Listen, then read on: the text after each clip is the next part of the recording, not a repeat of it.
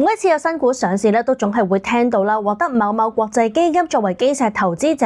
但係基石投資者到底係啲咩呢？有知名基金作為基石投資者，又係咪一定就係信心嘅保證呢？嗱，今日咧就同大家深入去講下啦，仲會咧教大家點樣分析基石投資者，利用呢個資訊去做一個更加聰明嘅決定啊！先講下乜嘢係基石投資者啊？嗱，簡單嚟講啦，基石投資者 Cornerstone Investor 啦，就喺公司上市之前咧就已經承諾按 IPO 嘅價格認購一大筆嘅股份，而且同意鎖倉6個月嘅機構投資者啊！嗱，基石投資者啦，通常都係啲大型嘅基金、主權基金、企業或者係知名富豪啊！嗱，對比起基石投資者啦，散戶喺上市之後咧就可以隨時賣出啦，但係基石投資者咧就一定要鎖倉6個月啦，亦即係上市之後啦需要禁售6個月㗎，唔能夠喺短期裡面拋售，顯示對公司嘅中長期信心。嗱，佢哋嘅作用咧就係為 IPO 提供穩定同埋信心啦，目的主要有2個啊。第一就係提升形象同埋穩定市場信心，有知名機構做基石投資者咧，就可以提升公司嘅聲譽同埋可信度啦，從而可以吸引更多嘅投資者啦。第二就係確保上市成功啊！嗱，提前鎖定一部分嘅發行額，減少上市失敗嘅風險啦。跟住咧就教大家3個步驟啦，去分析基石投資者。第一步咧就係要睇質量而唔係數量啊！嗱，唔係所有基石投資者咧都一樣㗎喎。咁大家要睇清楚佢嘅背景啦，例如係一啲國際長線基金，例如好似 Hill House 或者 Fidelity 啊，定係嗰個基石投資者咧，主要都係一啲股東嘅友好聯盟啦，又或者係啲不知名嘅私募基金啊。仲有就係關聯性啦，同公司嘅業務有冇戰略協同呢？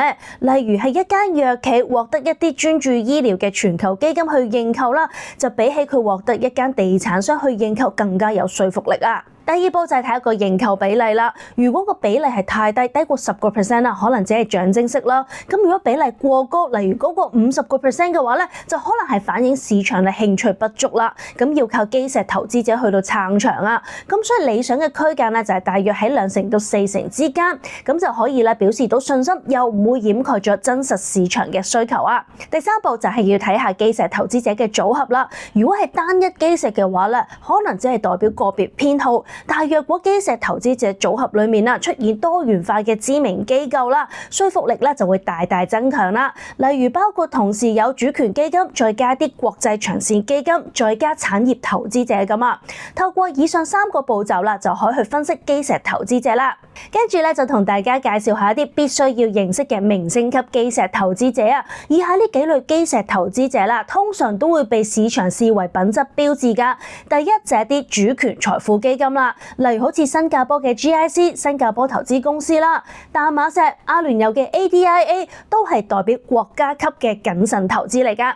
第二就係一啲全球頂級嘅長線基金，例如好似 Capital Group、Fidelity、Hill House 咁樣，嗱佢哋以深入研究聞名㗎。第三就係啲產業戰略投資者啊，例如騰訊投資科技生態，國藥投資國藥股，除咗資金啦，仲帶嚟業務嘅合作添。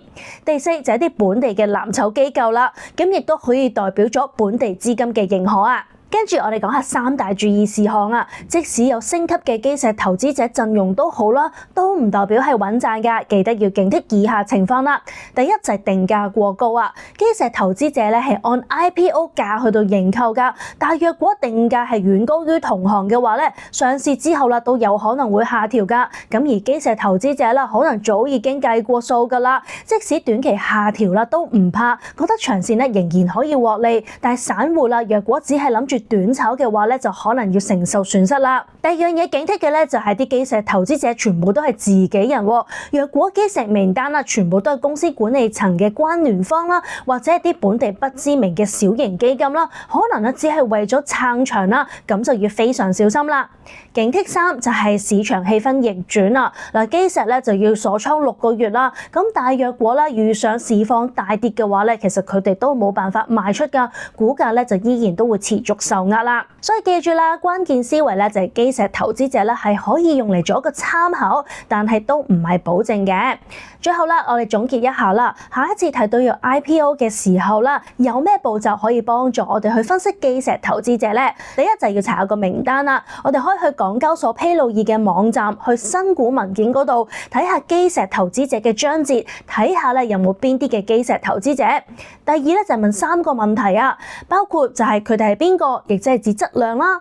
第二，佢哋係認購幾多，就係個比例啦。第三就係點解買，究竟喺當中咧會唔會有啲策略嘅邏輯喺度啊？最後咧就係做一個綜合嘅判斷啦，結合埋我哋有一次提過嘅5步評估法啦，包括睇下佢哋嘅業務估值同埋市場氣氛去做一個最終嘅決定啊。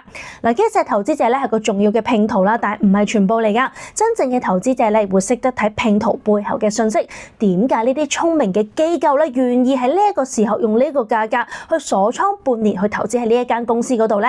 學識好似機構投資者咁思考啦，先至係長期致勝關鍵嚟噶。好啦，今日咧就同大家講咗啦，點樣透過基石投資者去到分析一隻 IPO。下次咧就會同大家講下啲實際嘅例子啦。我哋下條片見啦，拜拜。如果大家都中意我呢類型嘅影片，就記得撳 like 同埋 subscribe， 仲有撳埋隔籬嘅鐘仔，咁下次有新片咧就會即刻通知你噶啦。我哋下條片見咯噃，拜拜。